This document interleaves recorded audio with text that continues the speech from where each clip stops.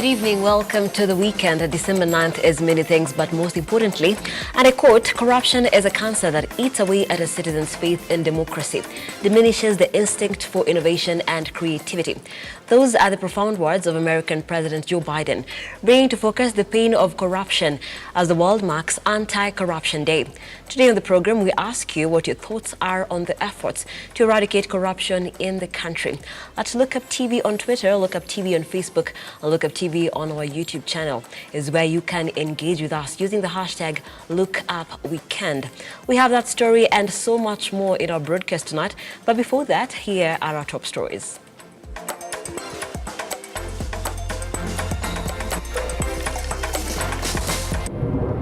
Tonight on Look Up Weekend. I call upon David Wakoli Wafula. He had the most votes to come forward for his certificate. Ford Kenya's Wafula Wakoli wins the Bungoma senatorial seat, beating UDA and Azimio candidates. Corruption still a menace, Kenyans say, as the world marks International Anti-Corruption Day. Corruption will never end in Kenya unless otherwise. The otherwise is if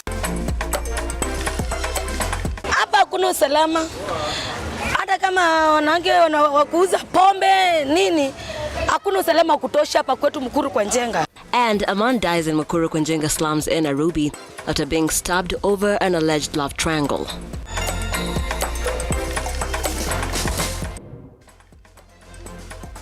Once more, welcome to the broadcast. I am Nancy Nelima, and our sign language interpreter for tonight is Josephine Ouko.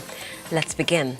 Ford Kenya Party aspirant David Wakoli is the senator-elect for Bungoma County. Wakoli was declared the winner of the race by the county's IEBC returning officer, seeing off fierce competition from Mwambu Mabonga of UDA and Wafula Wamunyinyi of DAP Kenya, who finished second and third respectively. And as reporter Henry turned in our files, Ford Kenya has once again proved it is the party to beat in Bungoma County politics. After hours of vote counting in the Bungoma senatorial race, the county's IEBC returning officer finally announced what many who gathered here were waiting for. I call upon David Wakoli Wafula. He had the most votes to come forward for his certificate. The Independent Electoral and Boundaries Commission declaring Wafula Wakoli the winner of the contest, garnering over 60,000 of votes cast. Mwambu Mabonga of UDA came second with 45,000 votes, while Wafula Wamunyinyi of DAP Kenya, who was vying under the Azimio coalition umbrella, was third with 20,000 votes. Wakoli's victory sending his supporters into frenzy.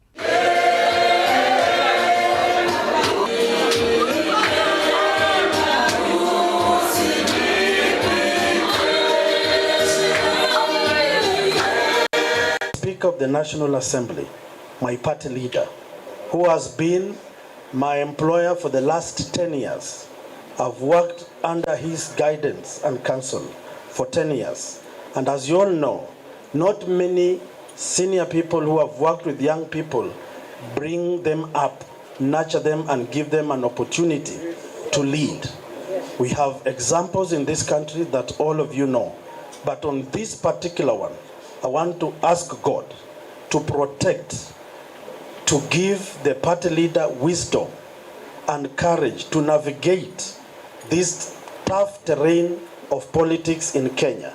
And we trust God by 2032, our party leader, under God's grace, should be the President of the Republic of Kenya.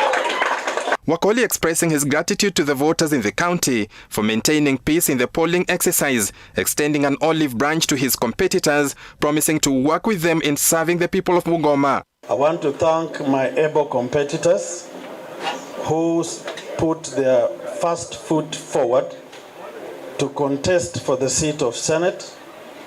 Unfortunately, or by design, we only have a leader at a time. And yours truly, I want to welcome you all that we work together in this journey of making Bungoma a better place, a county that embraces dialogue, consensus, and teamwork, and that which we will work together with all other leaders Wherever profession you come from, creed or tribe, feel welcome to walk with us in this journey of making Bungoma a better place. Nawashukuru watu wa Bungoma, asante kwa ule uamuzi umefanya. Vile mzungu usema, we live to fight another day. Once again, Papa Waroma, who is now the Speaker of the National Assembly, and his Ford Kenya party has demonstrated he calls the shots in Bungoma County politics. His party, Ford Kenya, delivering his backyard votes to President William Ruto in the August 9th general elections. Henry Tende, Look Up TV.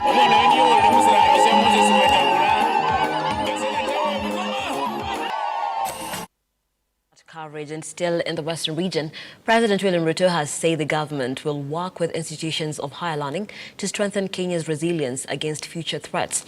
The president said it was the time for the country to reinvent itself in the wake of rare disruptions such as climate change and COVID-19. Ruto spoke on Friday at Masinde Muliro University of Science and Technology during the university's 18th graduation ceremony. It's an honor for me to join you on the 18th graduation ceremony of this great and promising institution. We are all congregated here because hundreds of young people have been working hard, exercising their imagination and testing possibilities in pursuit of their lifelong dreams to build their careers and to work their way into life.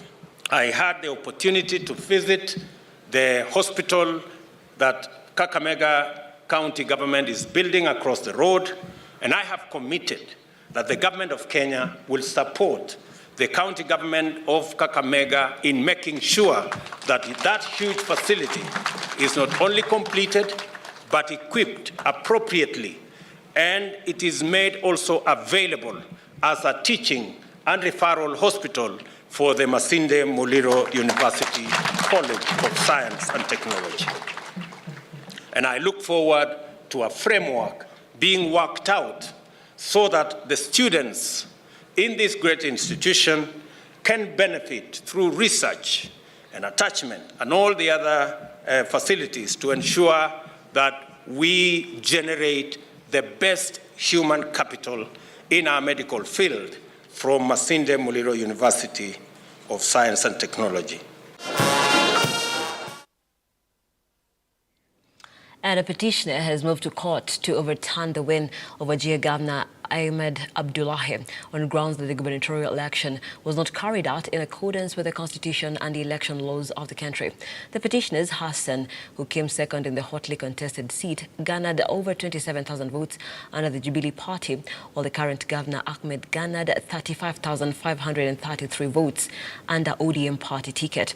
The petitioner, while testifying at the Milimani Law Court in Nairobi, pleaded with the court to order for scrutiny of the election material and nullify the election of the governor. You can fish for evidence to support your petition, or is it an audit of what happened on the 9th and 10th of August?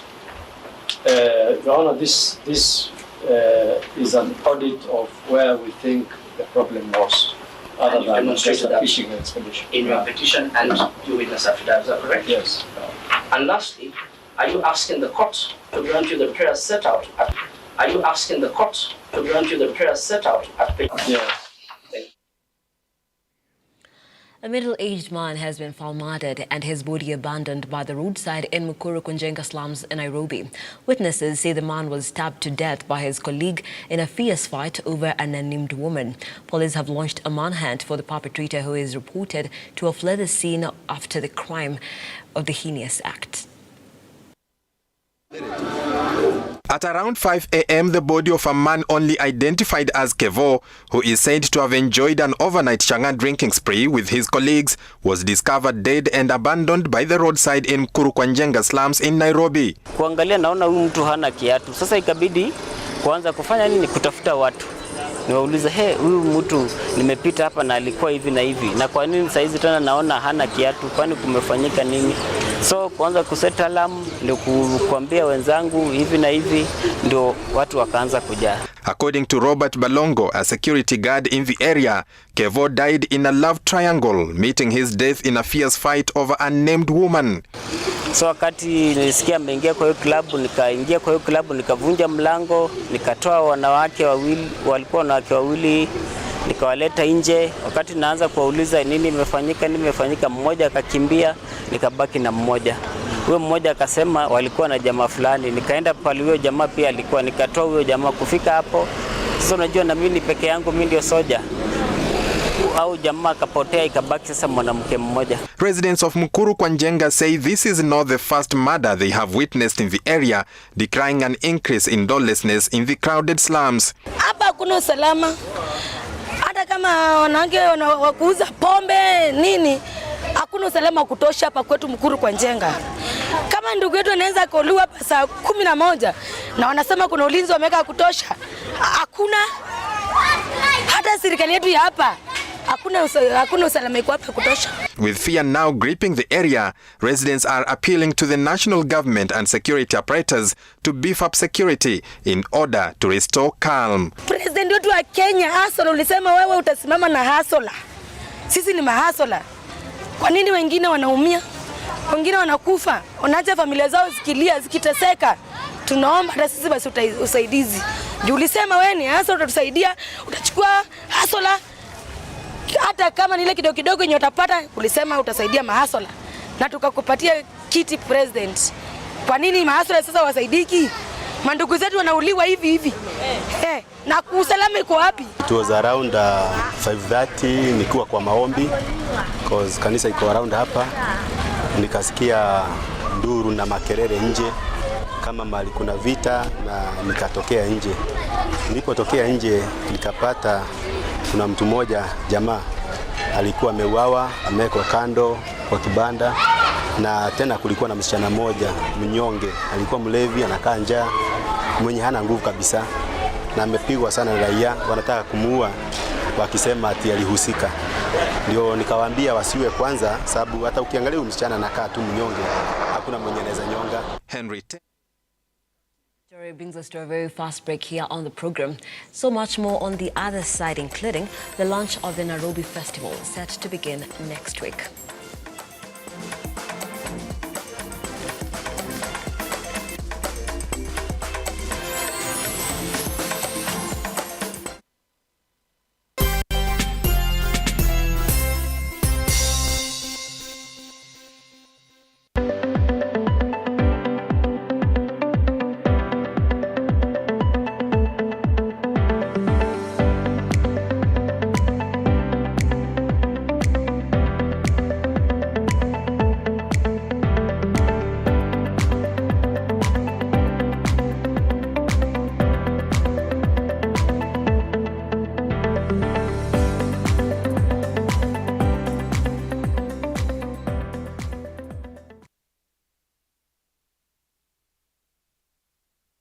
Vera Beauty and Fashion College is focused on being the leading technical and vocational training institute in the region. Our team possesses in-depth knowledge and extensive experience in the industry, offering thorough training in cosmetology, hairdressing, interior design, creative arts, training of trainers, nail technology, and fashion design.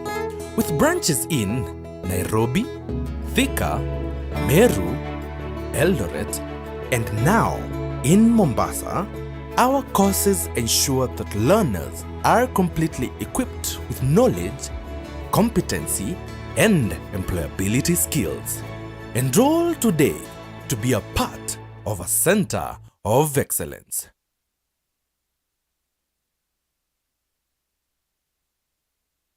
Bwana Odhiambo. Ndio. Umepata wapi madoza kujenga nyumba smart car hizi? Pesa isikushtue. Nimetumia hii mashini kutoka Makiga Engineering. Ni bei nafuu, inatengeneza blocks 500 kwa siku. Angalia hii nyumba, imenikatia cost ya ujenzi by 50%. 50%? Ndio, 50%. Isitoshe, iko very strong na inadumu. Hata mimi nataka kujenga nyumba kama hii. Nunua hii mashine kutoka Makiga Engineering Company. Makiga Engineering Services Limited. Siri ya ujenzi, siri ni Makiga.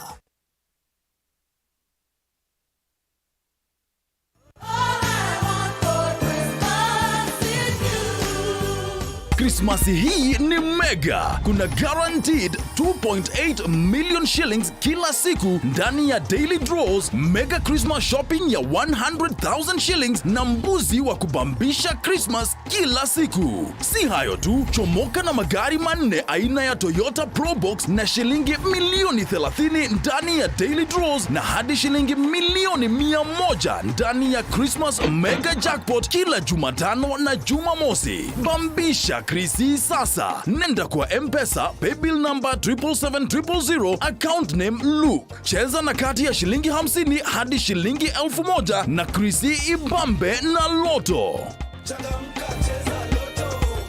Over 18s only. Gaming can be addictive. Play responsibly. This message has been approved by the BCLB.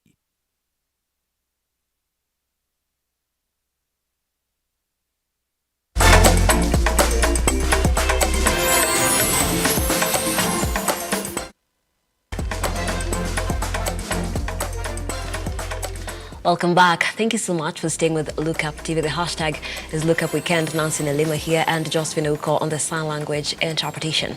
As we continue, Kenyans planning to attend the upcoming Nairobi Festival will part ways with 100 shillings as entry fee for the much-hyped event. On the other hand, children will be charged 50 shillings for the festival set to start on Monday, December 12th. The prizes were unveiled by Nairobi Governor Johnson Sakaja, who also shared details of various activities in the week-long fair, which is set to launch the newly refurbished Uhuru Park. During the event, various artists will also be featured. These are the images of the newly refurbished Uhuru Park. Recent renovations at the recreational center that holds some of the country's history have been concluded to pave way for the Nairobi Festival slated for 12th December. We are inviting you all to come to Uhuru Park on the 12th to the 17th. It's been beautifully done and we want you to come and enjoy this space. We've put in a lot of work for all Nairobians kufunga mwaka vizuri. The Nairobi Festival is a chance for us to celebrate the core of who we are as Nairobi and to acknowledge all the different sectors that make Nairobi what it is. A city is not just about brick and mortar, it's not just about roads and buildings. But it's about a vibe, it's about a people, it's about a culture, it's about our positioning and what we sell to the world. In the new look, the park has undergone various landscaping initiatives to maintain the green nature of the park. Additionally, more benches have been provided in various sections of the park to enable Kenyans to have places to rest when visiting the recreational park, as well as during the festival. We have a director of parks, we have an entire directorate and department. We are going to maintain this park.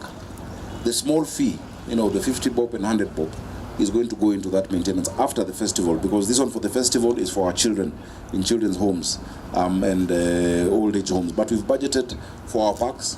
We are going to employ people who are just going to strictly take care of not just Uhuru Park and Central Park, but all our green spaces that we're developing. The festival kicks off at 3 p.m. after the Jamhuri Day celebrations, with the Nairobi Governor Johnson Sakaja assuring Kenyans of a beefed-up security during the festival. And that's it. The ground has already been set for the Nairobi Festival, slated for 12th to 17th of next week. The park has been revamped to accommodate thousands of Nairobi who will attend the festival in the mood to welcome the December festive season officially here in Nairobi County. Cecilia Lubanga, Look Up TV at Uhuru Park, Nairobi. Thank you, Lubanga, for that report. Now, innovator Atanasio Njue from Embu County has been reaping big after creating a briquette charcoal machine using ash and other raw materials. This type of charcoal lasts longer and helps to conserve the environment since it does not involve cutting or burning of trees. And as Edwin John Mukora reports, his innovation has turned out to be a lucrative business venture and has enabled him to create an employment for many youth. After the completion of his secondary education, Njue ventured into the Juakari sector in Nairobi to make ends meet. When he visited his home in Embu County and saw his mom cut trees for firewood and charcoal, he came up with the idea of getting charcoal without cutting down trees. Sasa hiyo kitu ilikuwa inaniuma sana, manake saa ingine naweka muti, nafikiria hiyo muti ndio nitatumia kujenga nikipata pesa ya kujenga, lakini nakuta mamangu ameikata na amechoma makaa.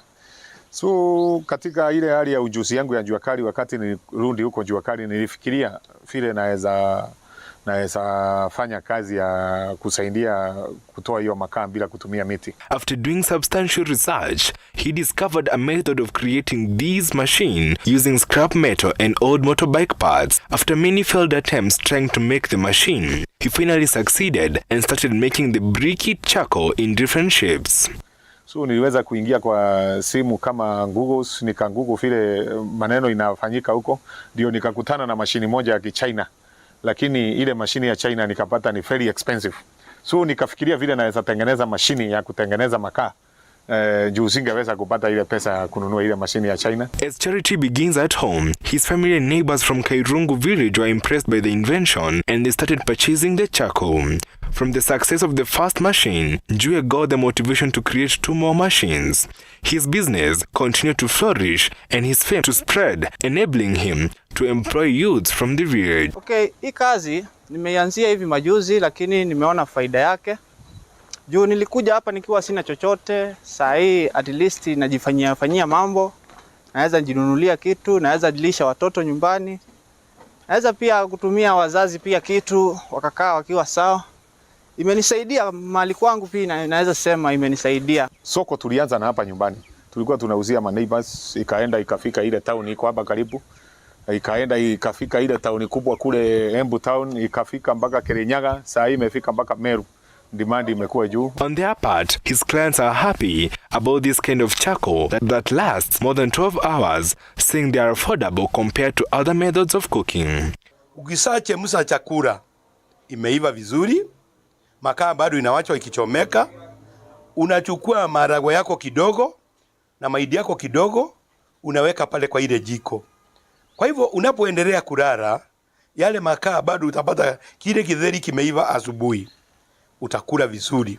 For now, Njue is proud to have employed more than 300 youths, and he has expanded his business from Embu County to Meru, Tharaka Nithi, and Kirinyaga counties. Njue says he hopes to employ more than 1,000 youths, and he says he's proud this project has helped to conserve the environment, since no trees are cut down or burnt. Watu saidi wanatafuta vitu ya kupika, wanaenda kukata miti ndio wakitafuta makaa. So nilikuwa naona hiyo kitu inasaidia kwa uharibifu ya miti inaachwa kukatwa, manake unatumia raw materials yenye zinapatikana, ni njifu yenye imetupwa, nyasi, sawdust unatumia, unachanganya yote.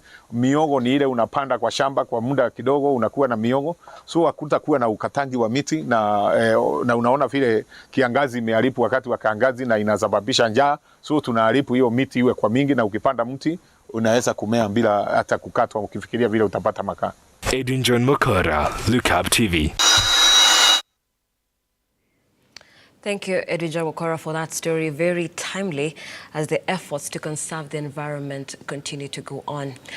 And as the world marks Anti-Corruption Day, Look Up TV took to the streets to engage Kenyans on their take on corruption in the country and how to address the matter. It's good. And in fact, one of the countries holding or having the bright people in the world, Kenya is one of them.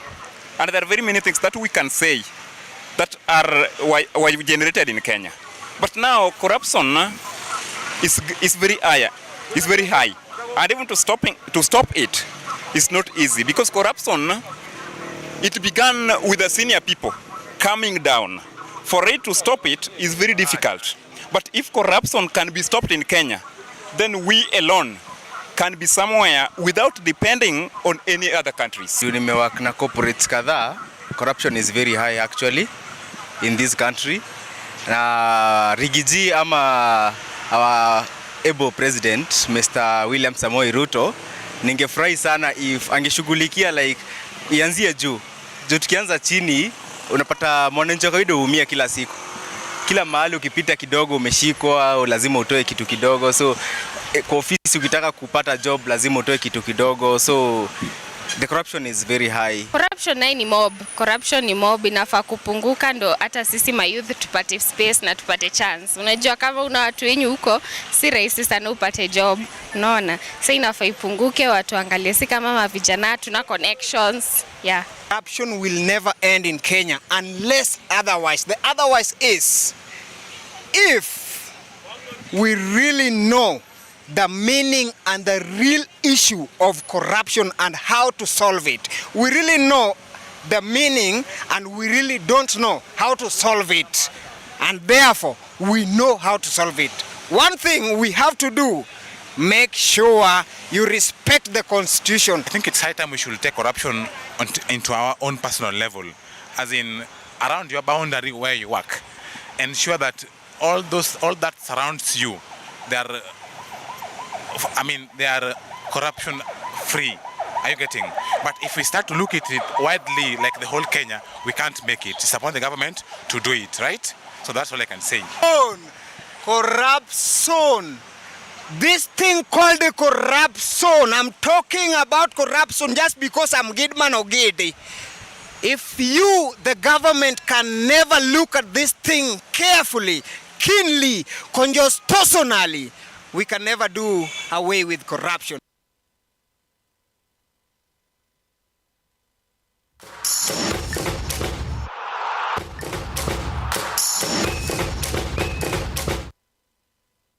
And it's time now to get sporty.